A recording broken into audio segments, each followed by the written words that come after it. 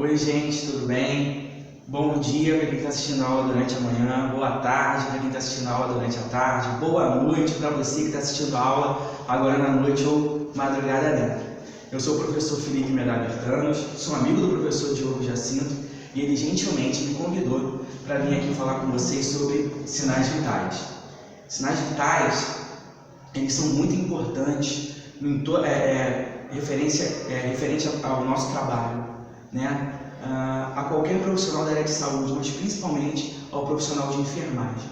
Hoje a gente vai falar um pouquinho sobre o que são os sinais vitais, quais são os parâmetros e qual a importância dessa prática tão essencial para o nosso exercício profissional. E obviamente também para o bem-estar do paciente, para a evolução da melhora dele, ok? Bem, os sinais vitais eles se baseiam na temperatura, no pulso, que também é conhecido como frequência cardíaca, ou então abreviado por FC.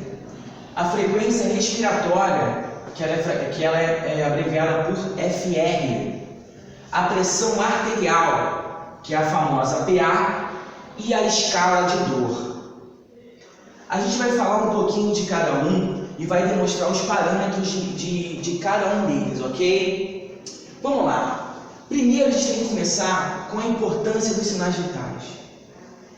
Os sinais vitais são os parâmetros principais para a gente ver a evolução desse paciente. Para ver se ele está tendo uma melhora, para ver se está tendo uma piora, para ver se ele tem algum tipo de... se o quadro dele está estável, e às vezes ele pode ficar um estável para mal ou um estável para ruim. E isso a gente tem que acompanhar sempre. Na realidade, eu costumo dizer que os sinais vitais são um detector de mentira para o paciente. O paciente é um ser humano como todos nós somos seres humanos todos ali. E o ser humano tem muito medo.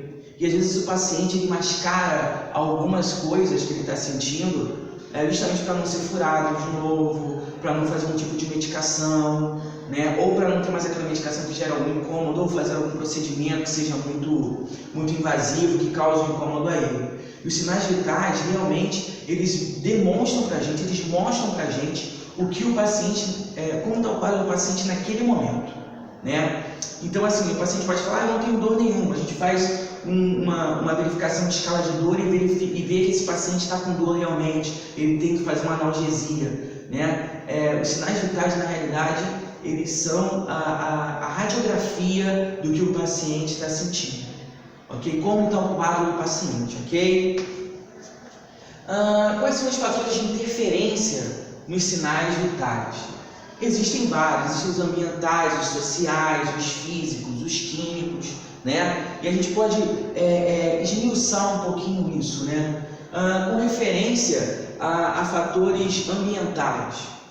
Às vezes a temperatura da enfermaria onde esse paciente está, o nível de ruído, a questão do cheiro na enfermaria quando esse paciente está, a postura da equipe de saúde que cuida desse paciente, principalmente a equipe de enfermagem, que é a equipe que fica 24 horas à beira do leito do paciente. Essa é a importância da gente fazer o nosso trabalho com carinho, com humanidade, com amor realmente, com cuidado. É o que a nossa profissão se propõe, né? A cuidar, a não só tratar, mas sim a cuidar. O paciente ele pode estar reagindo muito bem à terapia medicamentosa, à terapia de procedimento, mas se ele não se sente acolhido, se ele não se sente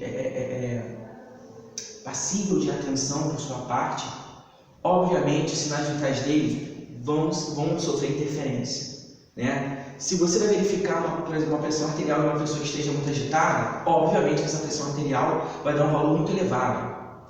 Assim mesmo como a frequência cardíaca. Se esse paciente não está em um local onde não há uma temperatura adequada para ele, ele vai sofrer algum tipo de alteração na temperatura. Se esse paciente ele não está bem acolhido no leito, né, bem posicionado no leito, referente à patologia que ele tenha, ele pode gerar dor, pode gerar estímulo de dor. Se não houver a mudança de decúbito adequada, ele vai ter um estímulo de dor. Então a gente começa a perceber que os fatores ambientais, os fatores químicos, físicos, biológicos, até mesmo o emocional, eles são muito importantes para que o paciente tenha os sinais vitais estáveis, ou melhor, fidedignos à situação dele. Ok, galera? Depois a gente fala sobre a frequência de verificação. A frequência de verificação dos sinais vitais, ela vai variar muito referente ao setor, mas a gente adota uma média de a cada 4 horas, né? Isso devido ao ciclo de prescrição de medicamentos, né? Meia-vida de medicamentos, para ver se esse medicamento vai fazer efeito ou não, e justamente também para que o paciente possa descansar. Já pensou? A gente verificar os sinais vitais desse paciente de 1 em 1 hora, e esse paciente não quer o descanso, ele não quer o descanso, tendo estresse, os sinais vitais dele vão ser interferidos, vai haver interferência. Então a gente mensura de 4 em 4 horas para que esse paciente tenha seus sinais vitais verificados, ok? E aí, agora a gente trabalha com valores de referência. E eu coloquei os principais sinais vitais aqui, eu não coloquei a escala de dor, que depois eu vou falar no finalzinho, mas eu coloquei temperatura, pulso, frequência respiratória e pressão arterial, né? E eu coloquei os valores de referência para a gente poder ficar com isso bem na nossa mente, tá legal? Vamos lá, referente à temperatura. A gente sabe que a temperatura no nosso país ela é verificada em graus Celsius, né? Em outros países, nos Estados Unidos ou nos países da Europa, é em Fahrenheit. Então vocês podem ver que às vezes alguns termômetros que a gente possa manipular, possa ter lá uma coisinha assim, ó, de Fahrenheit. Não se assusta, tá? Porque esse material é importado. A gente realmente verifica por graus Celsius, ok? E aí, o ideal para a nossa temperatura é de 36 a 37 graus Celsius. Nós somos animais homeotérmicos, quer dizer o seguinte, a gente mantém a nossa temperatura constante. Nessa escala aqui, ó, independente do clima que esteja aqui fora. Se aqui fora estiver fazendo 1 grau Celsius lá fora de frio, se a gente colocar o termômetro, a gente vai estar com a temperatura entre 36 e 37 graus Celsius, porque nós temos o metabolismo para manter a nossa temperatura constante. A temperatura, ela é um sinal vital que ela é um indicativo de infecção. Quando ela aumenta de 37 graus Celsius, é um indicativo que haja infecção. Havendo infecção, a ação do sistema metabólico, a ação do sistema imunológico, as células de defesa estão entrando em ação para combater aquele agente externo. E aí isso vai acelerar nosso metabolismo e elevar a nossa temperatura corporal. Pode acontecer o inverso, Felipe? Pode acontecer sim. Essa temperatura ela pode vir para menos de 36 graus Celsius. E aí a gente começa a verificar uma queda no metabolismo desse paciente. Provavelmente, às vezes, ele está até mesmo com um quadro infeccioso muito grande, que já está gerando uma falência múltipla de órgãos, e aí esse paciente ele vai ter um quadro chamado hipotermia. A temperatura desse paciente vai cair muito, porque o metabolismo dele já está muito baixo, o sistema de defesa também já está muito fraco. E aí o organismo dele já está entrando em falência. Mesmo que o paciente não tenha nenhum tipo de patologia, não está com nenhum tipo de infecção, não sofreu nenhum tipo de cirurgia, tem que se verificar a temperatura desse paciente sempre, porque a temperatura é um indicativo do funcionamento do nosso metabolismo. Beleza, galera? Depois a gente vai para o pulso, né? O pulso também é conhecido como frequência cardíaca. A frequência cardíaca, ela hoje pode ser verificada de modo muito moderno, né? Através do oxímetro, né? A gente tem um oxímetro que verifica a quantidade de oxigênio diluído no nosso sangue, e a gente também tem a mesma propriedade para poder verificar a frequência cardíaca, que são os batimentos por minuto, né? A frequência cardíaca quando a gente fala de BPM, a gente fala de batimentos por minuto, ok? Sempre quando você vê um valor, e aqui ó, BPM, batimentos por minuto. Quantas vezes aquele coração está batendo a cada minuto, ok? E aí a gente tem esse método mais moderno de poder verificar, mas também a gente tem o método tradicional, e a gente tem que aprender o método tradicional. A gente pega um reloginho de pulso e de ponteiro, não pode ser o digital, tá? O de ponteiro é melhor, dar mais exatidão pra gente. E aí a gente palpa, né, os pulsos desse paciente. A gente pode palpar o pulso radial, o carotídeo, o inguinal, que é aqui na virilha, tá? Mas o mais comum da gente poder verificar é o carotídeo e o radial, ok? Outra coisa, a gente não pode fazer verificação de pulso com o dedo polegar, porque aqui ó, a gente tem a artéria radial e aí a gente não vai conseguir verificar a pulsação. O mais importante é com o dedo indicador e com o dedo médio. A gente palpa aqui a artéria, sente a artéria e cada vez que ela pulsar a gente conta durante 1 minuto, ok? E aí a gente tem os valores de referência. Em um feto, esse valor vai a 150 batimentos por minuto. Pode parecer um pouco estranho, né? Pode parecer uma taquicardia, mas isso para o feto é fisiológico, ok? Fisiológico. Isso é justificado porque o feto não tem respiração pulmonar ainda. A troca gasosa é feita pelo mecanismo cordão umbilical e placenta. Então, por isso que o batimento cardíaco dele é tão elevado. Se ficar abaixo de 150, quando a mamãe for lá fazer o pré-natal, ela tem que começar a ficar prestando atenção nisso. Estão vendo qual é a importância do sinal vital? Os sinais vitais, eles já são importantes para a gente antes da gente nascer. A gente já começa a conversar com o mundo externo, a gente já começa a conversar com a equipe de saúde na barriga da nossa mamãe, ok? Depois a gente tem os RNs, que são os recém-nascidos. A gente tem uma escala de 135 a 140 batimentos por minuto. Ah, Felipe, mas aí agora ele já está respirando. Claro, já está respirando. Isso também é muito normal, porque o organismo dele está se adaptando a uma nova atmosfera. Ele ficou de 37 a 42 semanas dentro do ambiente quentinho, protegido, com fluido, e a diferença de pressão é diferente. O mecanismo respiratório dele está funcionando. E além do mais, nós somos uma máquina. Se a gente for parar para pensar, nós somos uma máquina, né? Se você compra um carro 0 km, ele vai andar muito bem. Vai ter a potência máxima dele. Conforme vão passando os anos, esse carro não vai ficando menos potente. Isso já é natural, porque vai haver um desgaste de toda a estrutura. E isso vai acontece com a gente também.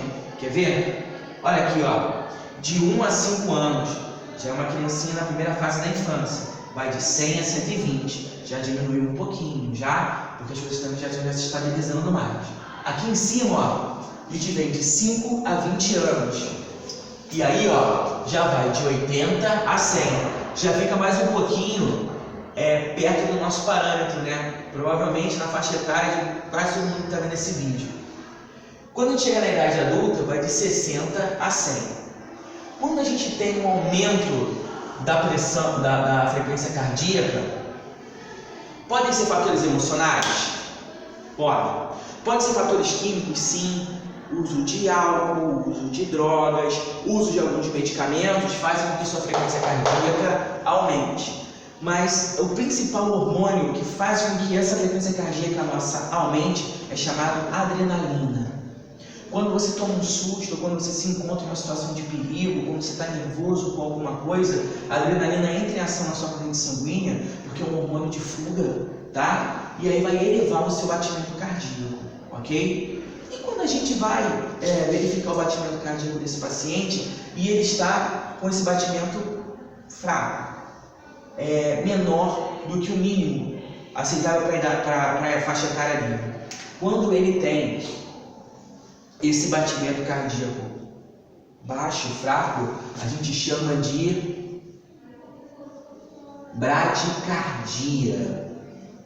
A bradicardia, ela pode ser causada por algum medicamento? Claro que sim, né? A gente vê os tranquilizantes aí da vida, diazepam, Rivotril, né? O Propofol, que é um anestésico, usado em muitas cirurgias, né? Ele causa uma bradicardia, né? Ele causa a bradicardia sim. Mas esse paciente, você sabendo que ele está fazendo uso de uma medicação, você também tem que ter esse parâmetro com relação ao batimento dele, com relação à bradicardia que ele vai apresentar.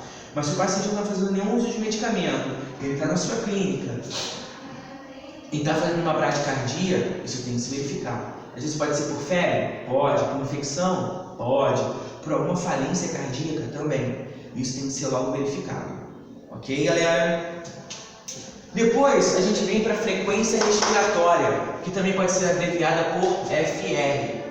A frequência respiratória, ela vai indicar quantas vezes aquele indivíduo vai fazer uma incursão respiratória, inspirar e expirar por minuto, ok? Existem também fatores de parâmetro aqui que a gente vai ver. E a gente fica vendo aqui, ó, adultos de 16 a 20 IRPM.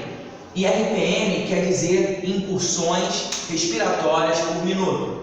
Incursão respiratória é esse movimento aqui de ventilação que a gente está fazendo, ó.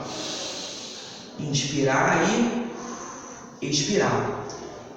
O macete para verificar esse sinal vital é importantíssimo, tá? Você nunca deve avisar ao paciente que você está verificando a frequência respiratória dele, porque senão você vai condicionar esse paciente a ritmar a respiração dele, ok? Então, assim, qual é o macete? Você primeiro faz a verificação do pulso, lembra que eu falei? Bota um reloginho, verifica o pulso do paciente e encosta a mão do paciente no abdômen ou no tórax dele. E aí você fala, estou verificando aí o seu pulso, tal, sua frequência cardíaca. Verificar a frequência cardíaca, guarda o valor na sua cabeça, obviamente. E depois você vai verificando a frequência respiratória desse paciente. Depois você chega lá e anota. Porque se você falar que está verificando a frequência respiratória dele, provavelmente esse valor não vai ser fidedigno, tá? Ele vai haver algum tipo de alteração nesse valor. E aí para adultos, esse valor vai de 16 a 20 incursões respiratórias por minuto. Nas crianças, de 20 a 35 incursões respiratórias por minuto. Em menores de 1 ano, de 30 a 40 incursões respiratórias por minuto.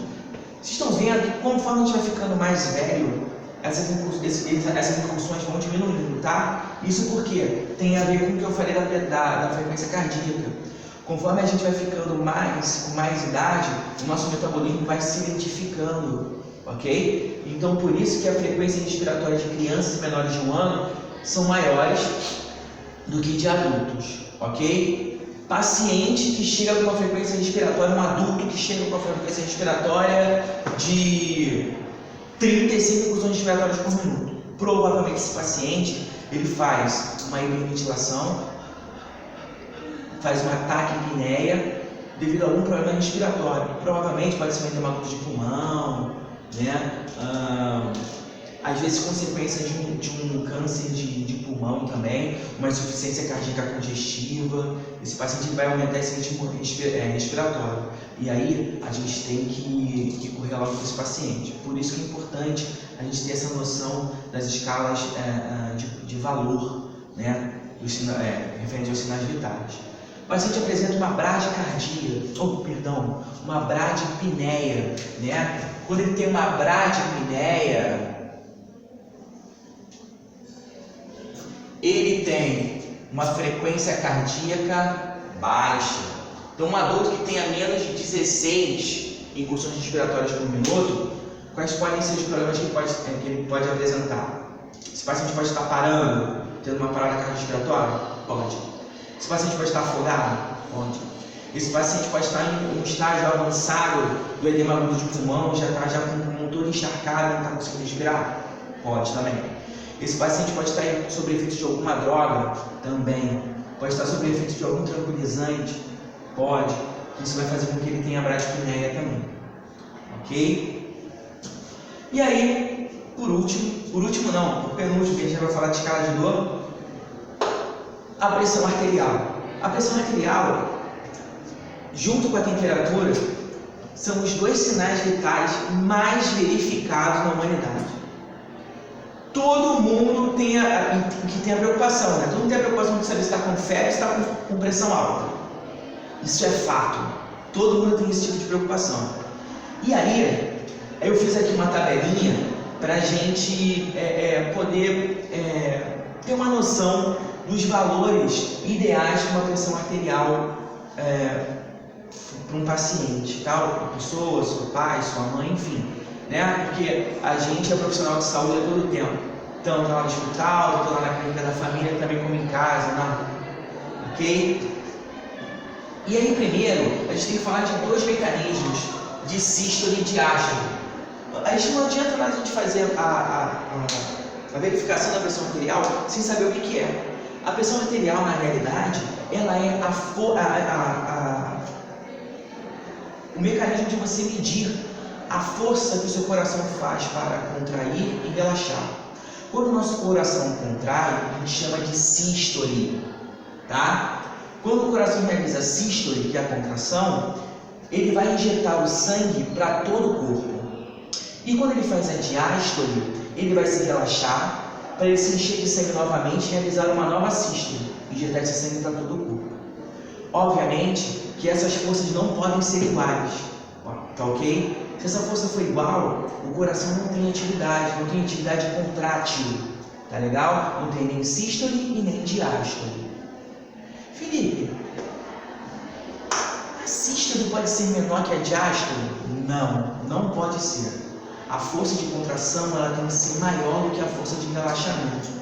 E a força de relaxamento também não pode ser tão menor quanto a força de contração. Porque o coração ele tem que pelo menos ter um limiar para que ele possa, ele vai se contrair e ele não pode se relaxar ao extremo, né? Ele tem que ter pelo menos um limite de relaxamento para que ele possa ter uma resposta mais rápida para ter uma nova sístole, ok? Então, pressão arterial é a verificação das forças que o coração faz para contrair e para relaxar, ok? E aí a gente tem os valores de referência. Olha aqui, ó, olha para cá. Uma pressão arterial considerada ótima, ela é menor do que 120 e menor do que 80, ou então igual a 120 igual a 80. Na realidade, a gente olha isso daqui, mas Felipe, qual é a unidade? Milímetros, milímetros de Hg. Hg é mercúrio na química, ok? Milímetros de Hg é uma unidade de medida de pressão. A gente vê isso lá na física, ok? Então vamos lá, ó. Uma pressão considerada ótima vai de 120 a menor do que 120 milímetros de Hg na sistólica e na diastólica menor do que 80 milímetros de Hg. Tá legal? Milímetros de mercúrio, ok? Uma pressão arterial considerada normal, menor ou igual. Deixa eu botar um igualzinho aqui, né, gente? Pronto. Menor ou igual a 130 milímetros de mercúrio na sistólica e menor ou igual a 85 milímetros de mercúrio na diastólica. O que seria uma pressão arterial limítrofe? É aquela pressão arterial que a gente vê que o cara já tem uma tendência a ir para a hipertensão. Vai de 130 a 139 milímetros de mercúrio e de 85 a 89 milímetros de mercúrio referente à diastólica. E aí a gente tem as categorias de hipertensão arterial sistêmica, 1, 2 e 3. Obviamente a 3 é o nível mais alterado disso aí tudo, né? Ela é maior ou igual a 180 na sistólica e maior ou igual a 110 na diastólica. Na 2, de 160 a 179 na sistólica e de 100 a 109 na diastólica. E na 1, que é a mais leve, né? De 140 a 159 na sistólica e de 90 a 99 na diastólica. Existe a hipertensão arterial isolada. Essa em todas as vezes ela tem um cunho emocional, ou então até mesmo medicamentoso, ou então até mesmo devido ao uso de drogas, tá? É quando o paciente apresenta, não tem história de hipertensão, mas ele apresenta um valor de pressão arterial maior ou igual a 140 por 90 milímetros de mercúrio. O nosso último sinal vital, a gente fala que é a escala de dor. A escala de dor você tem que realmente palpar o paciente, tá? E é uma escala que é um sinal vital como os outros também, não tem como mentir. Se o paciente estiver com dor, ele vai falar para você que está com dor sim. Então palpa o paciente com cuidado, obviamente, dentro da técnica, mas verifique realmente se aquele paciente tem dor ou não, dor abdominal, dor na região torácica, em membros, ok, galera?